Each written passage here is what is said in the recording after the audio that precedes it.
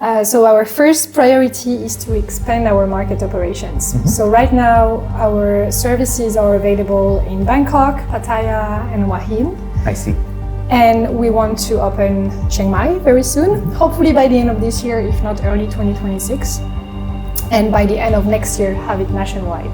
That's our aim. So we want to really bring that circularity to all the major hubs around Thailand and just make sure that we are the number one second-hand platform in Thailand. That's our number one priority.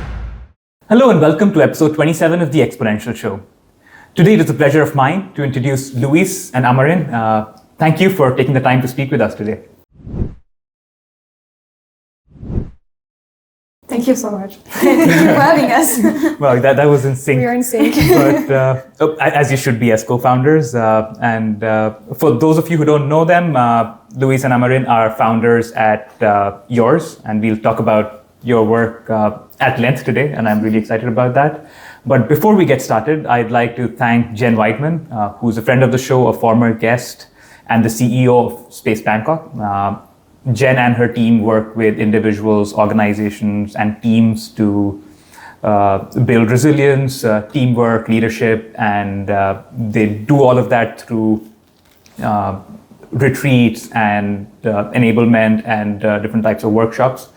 But more important to our conversation today is the work Jen and her team do outside of Space Bangkok, which is VCAN, which in our very biased opinion is one of the most dynamic communities of women founders here in Thailand. Vidushi, my wife, is a very active member of the community, and she's a big fan, and I'm sure off camera she'll be happy to walk you through and maybe even welcome you to their community as well.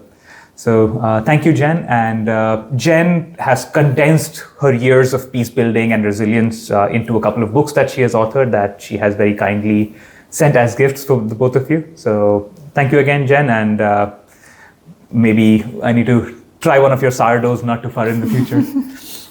Now, getting to the first question of the day, which is something that we discuss with all our guests, is your origin story.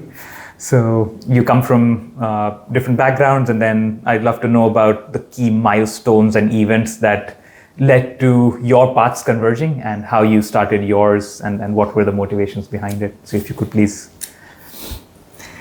Well, so my name is Louise. I'm originally from France, but I've been living abroad for the past 12 years now. So my background is in hospitality and marketing in hospitality. I've started working with international brands around the world, being in London, Hong Kong, and I've called Bangkok my home since 2019 now. So it's been 6 years. And I've had a chance throughout my career to work with organizations that are into sustainability and that are pioneers into sustainability, especially in the hospitality industry. Interesting. So that's where I started to develop a curiosity around, circular economy and greener opportunities for the next generations. And slowly, about 4.5 years after my previous job within a hotel group, I decided to take a break. And Amarine and I, we've been friends for many years now. I see. And maybe you can share your story so then we can link them together. Absolutely. Yes, on my side, I'm also French, and I've been abroad actually all my life. And I arrived in Thailand 9 years ago, so it's been a little while now. And most of my working career, I've been working with startups. So I was always one of the first member in different startup project, mostly related to e-commerce. So that's where we complementarize a lot each other, because Louise is more with the sustainability side and I was in the e-commerce side. So yeah, later it will all make sense. So yes, I was always working for different kind of startup and new project in the e-commerce industry. And at some point, I also really wanted to have my own and be the co-founder of my own project.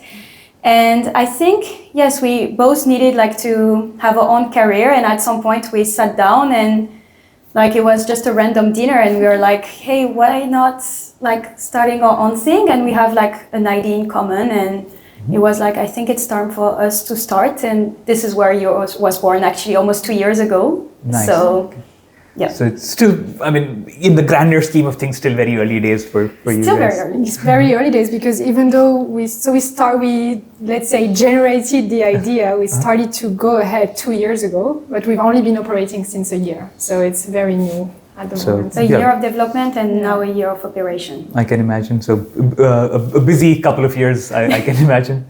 But Yes. It's exciting to see that you guys have gotten things off the ground, and I'm curious to know more about what you're doing with that. But if I may maybe dive deeper into your motivations, so circular economy and pretty much all the sustainability-based founders I've met so far, and I've had the pleasure of interviewing a couple of them as well.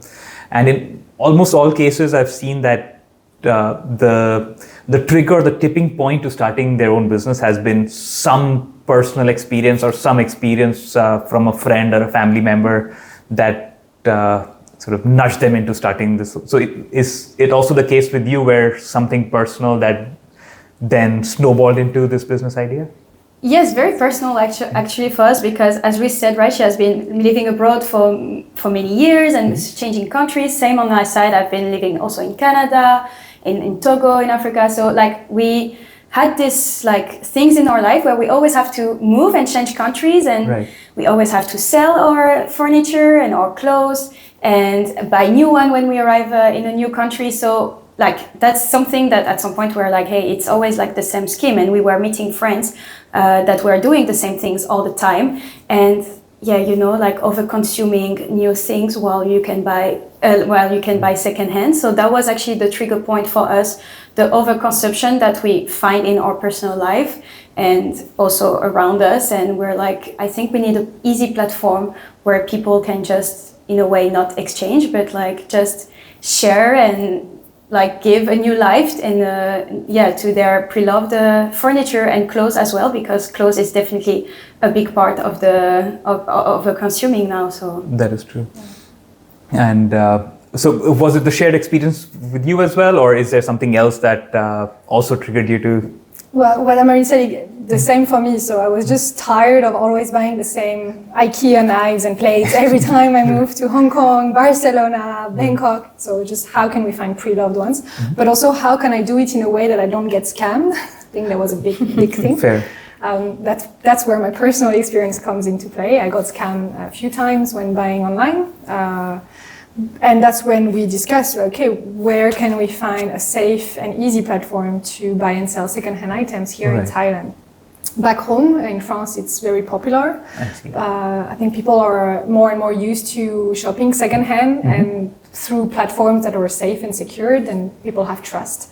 Right. But right now in Thailand, that's where we come in, is to offer this solution for a growing market as well when it comes to secondhand. It's interesting that you brought it up, because it's like the perfect segue into my next question, which is educating audiences. So I imagine that, and you just confirmed my perception, was that it's still fairly new in Thailand, the whole concept of pre-loved items, obviously outside of gadgets and cars, which I can see a big market for. So how important do you feel is the education aspect of what you do, and frankly, how hard is it for you to educate local Thai audiences or even expats living in Thailand the importance and even the benefits of participating in a circular economy? It's definitely a challenge, and it's taking time, more time than maybe we thought, but we also see that there is a very positive shift in Thailand coming from both local markets and also expats. That people are more and more aware of circularity. You have more events in Thailand that are around, education. We just participated at the Bangkok Climate Action Week. Nice. At the end of September. It's just great to see how much is, being implemented to opens people's minds on, recycling, reusing, repurposing. Upcycling is also a big thing with designers nowadays, like artists. You have more exhibitions into it. So it's taking time, and I think we are coming at the right time, because it's shifting now. The new generations as well, they are much more aware about the impact. I think where we need to do a bit more efforts is those 40, 60-year-olds. This is when we see that maybe secondhand is not something that they are comfortable with, but because they haven't been offered a platform where they can shop in a non-scamming way. I don't know if that's something right to say, but that's where we see. And for us, education comes through attending events, also sponsoring events, partnering at events, where we set up second-hand markets. We encourage people to reuse their clothes. We also partner with local artists so that they can find upcycling materials or objects. Our giveaways are made from upcycling communities. So we partner with Second Chance Bangkok. They are making like our giveaways for our events. So we are quite small still, but I think we are making our way and we're doing our best to have impact at each part of the customer journey. Interesting, and it's very encouraging to know that you like as you're in the trenches, you see a shifting consumer preference, and the fact that you are in the market early, it kind of allows you an opportunity to grow with the market. So I'm happy that you see it that way as well. Now, you spoke about doing events, you spoke about partnering with local artists, and obviously the whole education aspect of educating locals and expats here. How big in this entire ecosystem is the community aspect of what you guys do, and how have you so far gone about building a community, nurturing it, and then sort of pointing it back to your business model as well? Yeah, so community is like one of the big things of our company, and that's where we put a lot of our attention to. So that's why we also started like by going to small events, as we said, because this is where you're really going to meet the people and you can really explain them about the platform and they can trust us. So the community, I think, start with like them trusting us. So they have to meet us and we have to explain them. And we also help them with like putting the items online. We help them with in all the process. So that's really the first part of the community. And the second part is also like the people like buying, let's say, among the platform. Like we really have like a good repetitive rate, which means people most of the people that bought once or like upload item once, they will do it again and they did it again. So this is where for us, this is our biggest win this year. Like this is because we see that people really trust the platform and trust us. And now they trust the people that are selling on the platform because they keep on buying from the same sellers or the same sellers. So that's really like, our biggest win. And this is where the community will start and will grow and will continue to meet the people at different events. Interesting. So from what I hear, a lot of the face-to-face interactions are where the community starts, and then I assume then it translates to online engagements as well. Interesting.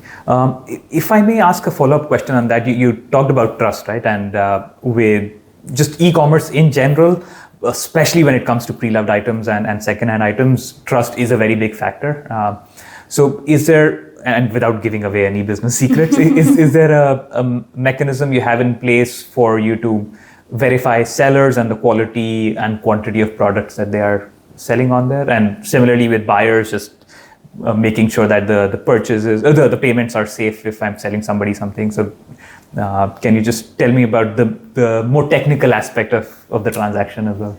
Yes, of course, there is nothing secret about it. Actually, that's also part of our policy to be as transparent as we can around the process, but also the fees that we take on the platform. Right. But to go back to your question about security, the first aspect of it is when signing up to yours, we request a Thai mobile phone number, so there will be an OTP sent. Got it. This way, we want to make sure that the person is reachable and that it's an actual human behind the profile.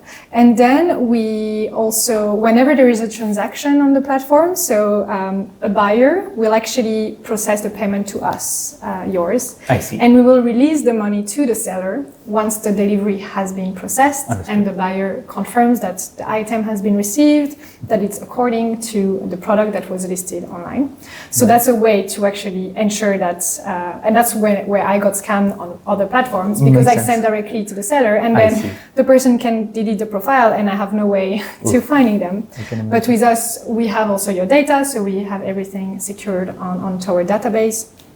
And then when it comes to the item itself, whenever a user lists an item, being a shirt or a glass, anything, our team will have a close look at the item on our back end before we actually validate it and have it online. So for example, we had cases where we had to refuse some items because they looked way too damaged, for example, and we're like, okay, well, we still want people to be able to buy, quality items, and something that is too damaged can be repurposed in other ways. Right.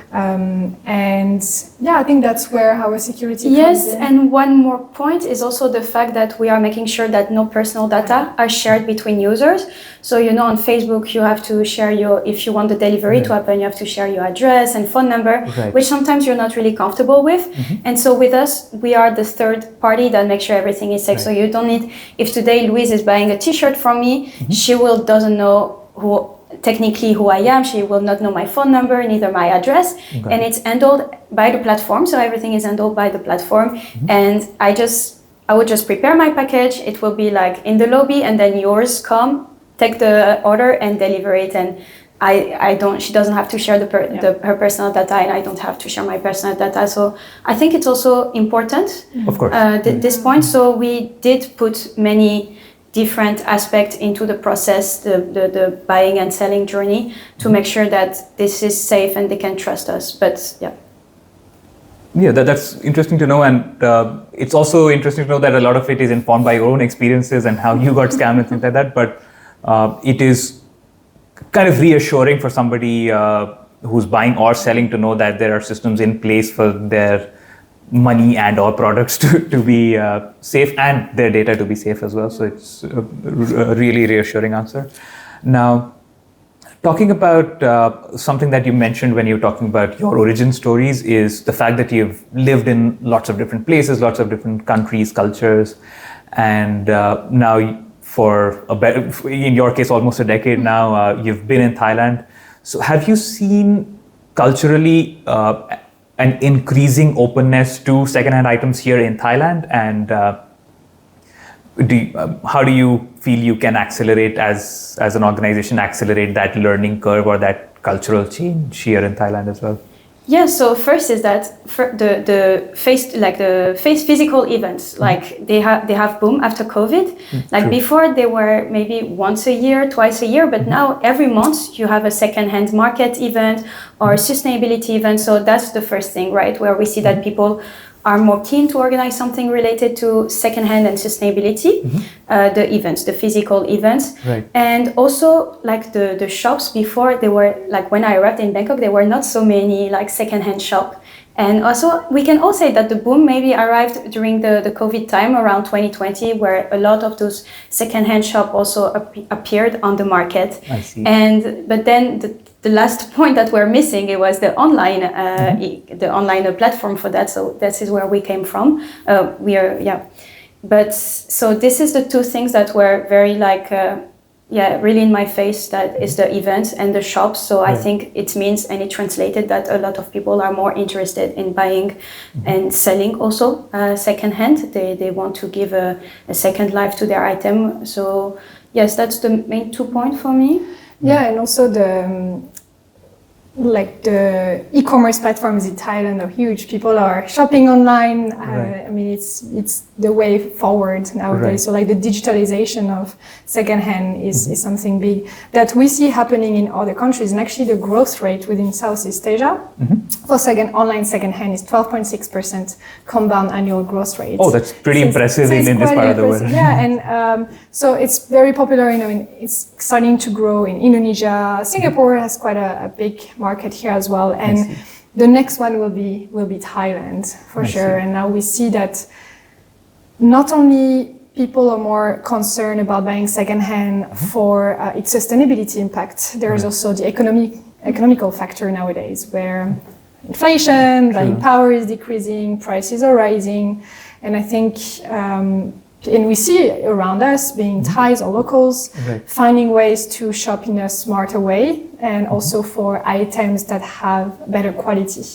And I think we see that a lot of nice cabinets, furniture that were made 10, 15 years ago were much more robust than the ones that are being made today.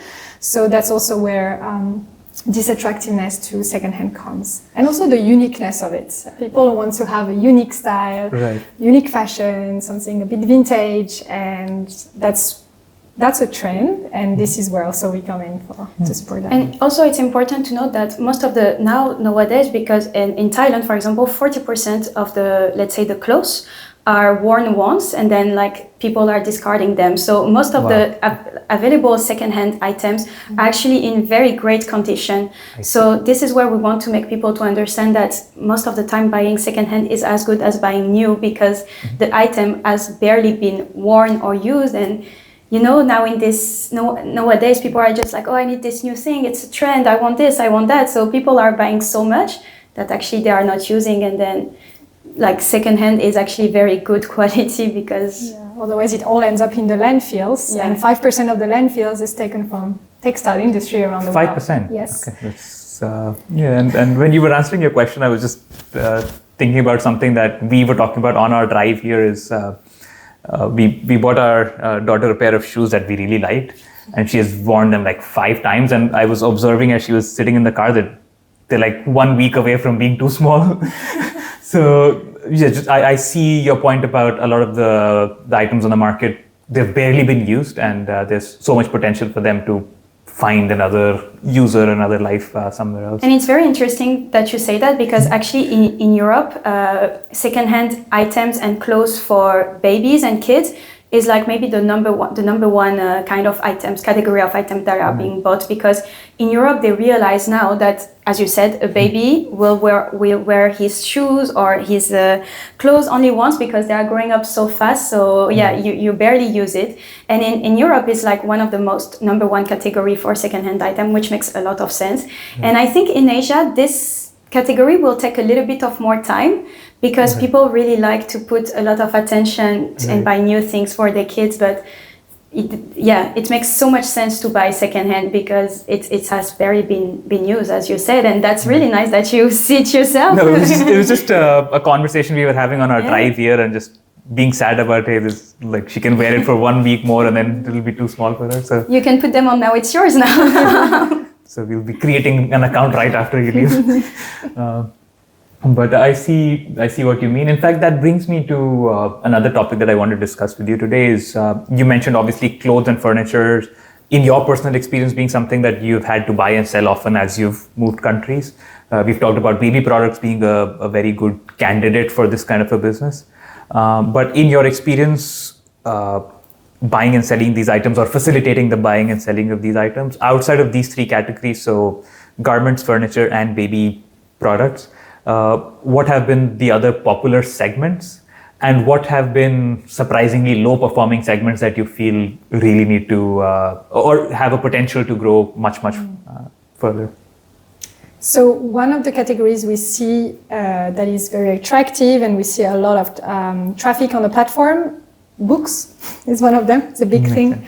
Books, and then electronics.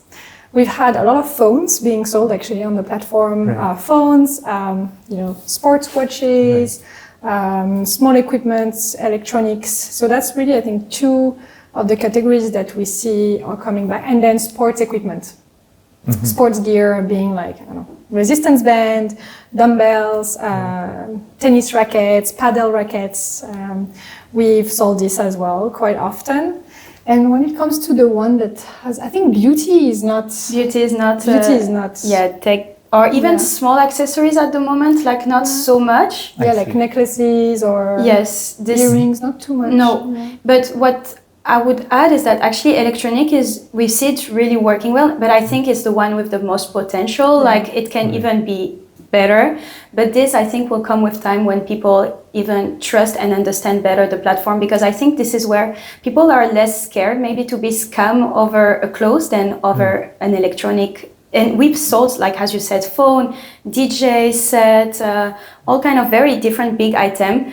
But when we question our users, because we also like to talk with them, they said that before like selling those items, they really had to talk, because we had a chat option where people can just confirm that everything is working, blah, blah.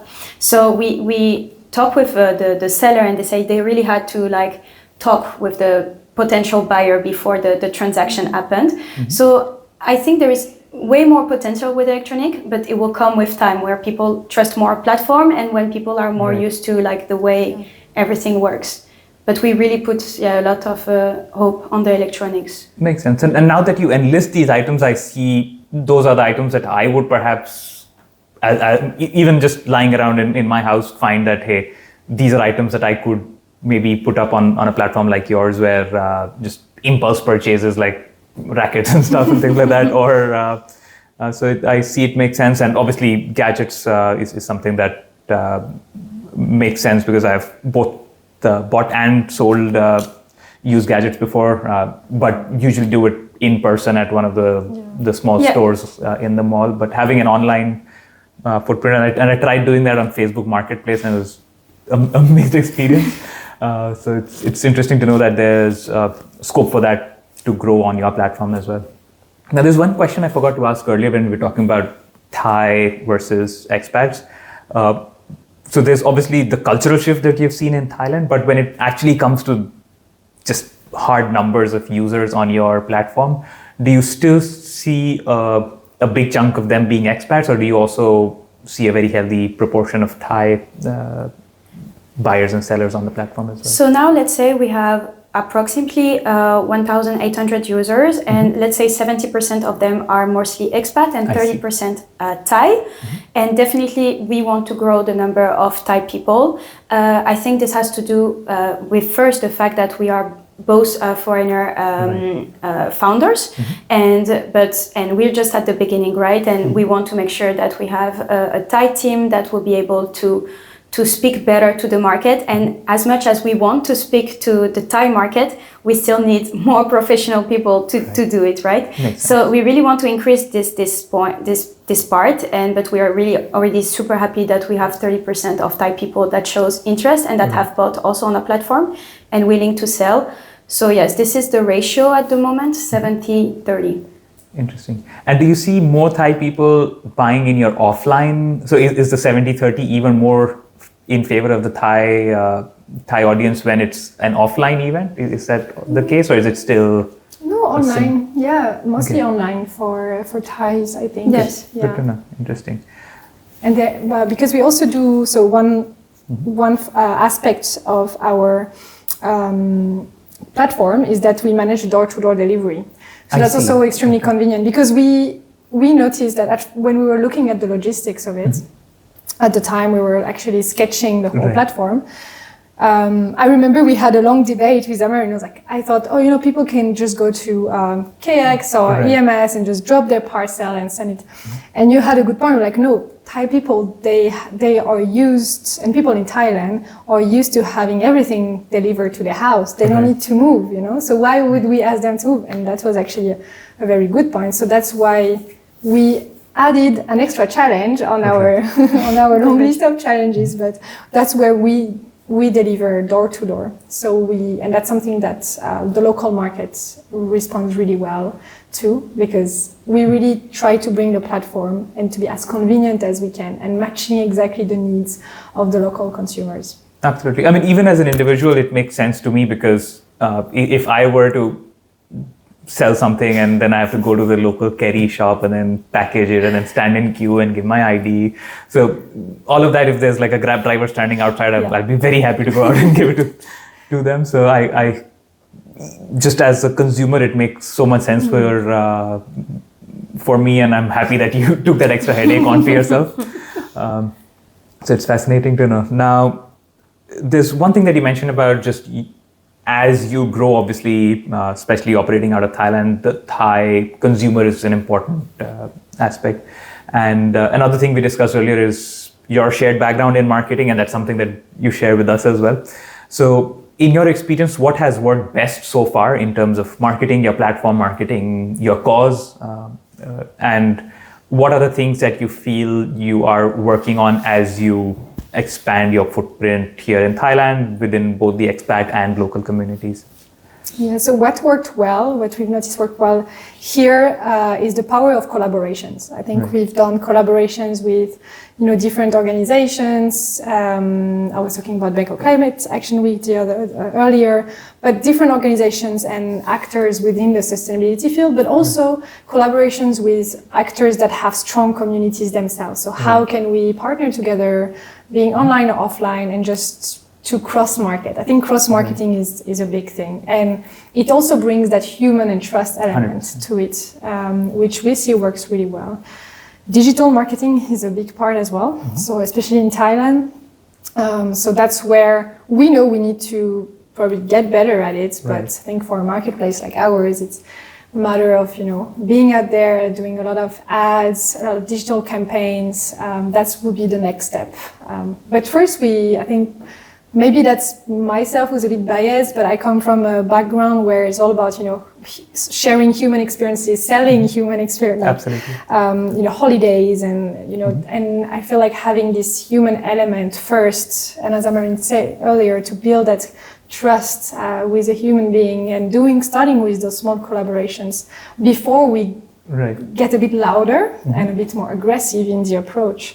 I think it's also a way for us to make sure that we secure all the bases before we go out there. Makes sense. Yeah, again, when you are putting your stuff on the platform or you will buy something, I think you always reassure when you see that there is human faces behind and who are they, and that maybe actually I saw them so I can reach out to them. So yes, it's definitely a very important part of our marketing is to be present, is to be at the physical event, is to be wherever we have to be, so people can really put a face on the company and see that we are the face behind yours, and we want to make sure that the whole journey on yours is safe and that it's going to be a great experience. And I think we haven't been too active on TikTok yet, but for Thailand, that's a channel we need to tackle. Absolutely. And that's where we are looking to expand our team. So if there is anyone from the audience who's interested in joining, in a marketing background, who's passionate about TikTok and creating content, that's where we see we need help sometimes, and that's where we feel like, okay, we need to get some fun content. Actually, tomorrow we're going to film a whole day of content together. But hey, I'm all for it. But yeah, it's a channel that also makes a difference here, and that we want to jump on the trend. Makes sense. But what I really liked about what you mentioned is that it all starts with human connection, and even as you grow, and in my experience with marketing, it's especially today where there's so much content out there, it's insane. Being able to have that human connection and figuring out ways to amplify that human connection online as opposed to just bombarding people with content is what works best, especially in today's landscape, even more importantly in a more community-focused, more awareness-focused industry that you are working in. So it makes complete sense, the direction that you mentioned. Is this something that you see as well as a marketer yourself? 100%. With the companies that you work with? Absolutely, hands down. So a lot of the content that we put out, whenever it's just mundane, putting up graphic design social media posts, like 5 people interacting with it. Yes. But when there's the founders sharing their story, when there's a customer sharing their story, when it's the story about why a product came into being and the passion behind the platform, the product, those stories resonate with people because that's what we in all our lives are going around. So it's, even if you reach fewer eyeballs, the impact that you have per person reached is much higher with that type of content. And then obviously there's a whole world of, like you said, collaborations with not just potential business partners, but collaboration with other vocal people, aka influencers who feel strongly about the causes that you feel strongly about. So that I think has helped some of our clients as well, and even friends in our business circles. They have, especially in the product businesses, they've benefited from influencer UGC content a lot as well. So, but yeah, we'll talk about that off camera maybe and have a deeper conversation. Now, you've mentioned that you've called Thailand home for 9 years. You've been in Thailand for 6 years, if I remember correctly. Yes. Now, in that time, you've obviously worked here, started a business here. What are the pros and cons of just navigating the Thailand startup / business landscape? And if there's any opportunities that you see, hey, this is why we chose Thailand, or this is what we feel was really, we hope that this would have been better. So can you educate us on both ends of the spectrum, please? Yes, so I think it's been now almost a year that we are very active in this ecosystem. Mm-hmm. What was very something that we appreciate to see is that there are a lot of events for entrepreneur, founder, and potential investor, or just people that like to share their idea and stuff. So there are a lot of events going on, and a very different strong communities. So where we can reach out to people, we can participate to event and heard stories, heard the background of different people. They also people are very keen to share feedbacks and to share a contact or to share anything that could help. So people are really how do you say that? They're very open.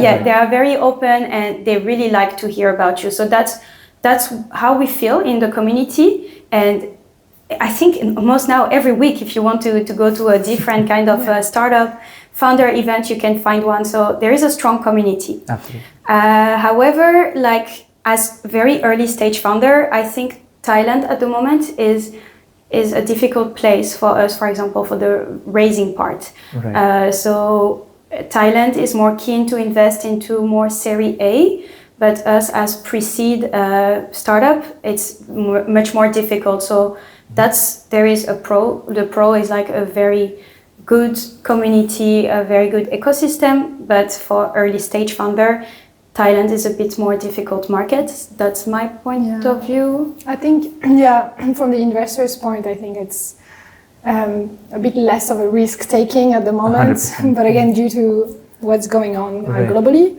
that's one thing. But I agree with what Amarine said. There is a very supportive system in place, and which is nice to say. And you mentioned it earlier with Weekend, right? Right. There are more and more empowering groups for women entrepreneurs because 100%.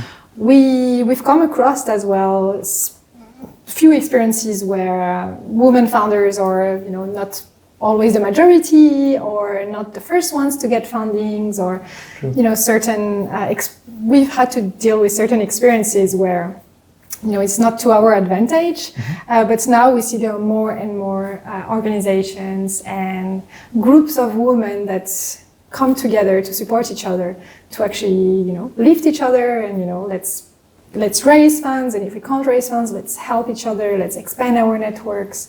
I think that's a really positive thing to see as well. Absolutely, and what you mentioned also resonates a lot with our personal experience as well, where we see even in the last couple of years, and you mentioned events coming back with a vengeance after COVID as well. So after that, there's been so many events, so many sort of platforms where you can go to have conversations. So you're right, there's a lot of people to speak with, a lot of people to learn from, a lot of people to exchange resources with. But having been to a lot of investor interactions, I know firsthand that raising in Thailand is, for any stage, especially for early stage, is very, very difficult right now. And the advice that I usually receive is try to make your business self-sustaining as much as you can. So if I may relay investors' advice to you as well. It gradually over time, as you have traction, as you have paying customers, it makes sustaining without investors easy, and it also opens up the less risk-taking investors that you mentioned. It opens doors to them as well, and then maybe some strategic investors that you could find where they are also in the sustainability space, then those would be good candidates. So, but I completely resonate with what you mentioned, and as far as the community is concerned, I think it's only improving every single day. Yeah. So I'm glad that you feel the same as well. Now, it brings us to our last question of the day, is what's next? So it's, as in, you've been at it for 1 year, which it's again in the grander scheme of things very, very new. So I'm sure there are 10 different things that you're working on at the same time. But if there are maybe 2 or 3 that are very high priority for you that you would like to share with our audience as well, that you are definitely working on as a priority for end of 2025 and beginning of 2026. Sure. So our first priority is to expand our market operations. Mm-hmm. So right now, our services are available in Bangkok, Pattaya, and Hua Hin. I see. And we want to open Chiang Mai very soon, Mm-hmm. hopefully by the end of this year, if not early 2026. And by the end of next year, have it nationwide. That's Nice. our aim. So we want to really bring that circularity to all the major hubs around Thailand and just make sure that we are the number one secondhand platform in Thailand. That's our number one priority. I think the second one would be our team, expanding our team, Right. and having strong team members to be on board, being, as we mentioned, for TikTok content creation, but also right now, why not having a CTO in-house as well? That's one thing that we're exploring. Mm-hmm. And then the third one would be to gain more traction in the platform by getting deeper insights into the data that we currently have gathered over the past year and develop new features within the platforms and just making sure that they match exactly what our audience wants and making sure that whoever comes in the platform stays on the platform, comes back to the platform, and just having more of these integrated features that will help us ensure that we don't lose any customers because we can acquire them once we have them, Right. and we have a high repeater rate, which is a positive sign. Great sign, yes. But now we're like, okay, what can we do more to keep this happening and go even, deeper? And I think you can share the last one. I'm sure I forgot one more. Oh, no, the only thing I wanted to say is that this is like in the bigger stage is that we want to make sure that yours is not only about buying and selling because there is so much more to sustainability way to shop, to consume. Mm-hmm. Maybe in the future, like having a renting option or like upcycling option also on our platform. So we started with buying and selling, but our aim is to really be the number one platform to sustainable shop or consume in Thailand and maybe further in the market, in the region. Interesting. So it's going to be a busy few months for you guys. Busy years ahead. But yeah, you'll get used to it. We are already. A few extra gray hair have grown. You and me both. So, but it's fascinating to know, and for what it's worth, we are rooting for you guys to succeed, and we'll definitely. For the purpose of researching for this episode, I played with your platform a bit, tried a few things, but I just as a consumer, as a user, I'd love to maybe explore it more, see if there's any transactions that we could do on it as well. But and we'll talk about, Vidushi would be the better person to talk about when it comes to VCAN and the Women Entrepreneurship Support Network that she has around her. But for now, if there's anything that you'd like to say to our audience before we say bye? I think maybe one thing is as a founder, even though it's only been 1 year, mm-hmm. and there are up and downs, we are not ready to quit. We are hanging there for a long time. We are very passionate about what we do. This platform, we've drawn it ourselves. This is our baby, and we are very excited to share it, with everyone. And we hope to just have a little impact on this planet. Everything has been said. Perfect. So thank you, Louise. Thank you, Amarine, for taking the time today. It was really great learning about your backgrounds, the things that, this is the perfect time for me to give you these books as well. Thank you very much. Jen, thank you again for these. Thank you. And for everybody who tuned in, thank you for watching, thank you for listening. And if you like the episode, make sure to subscribe, and we will see you in the next one.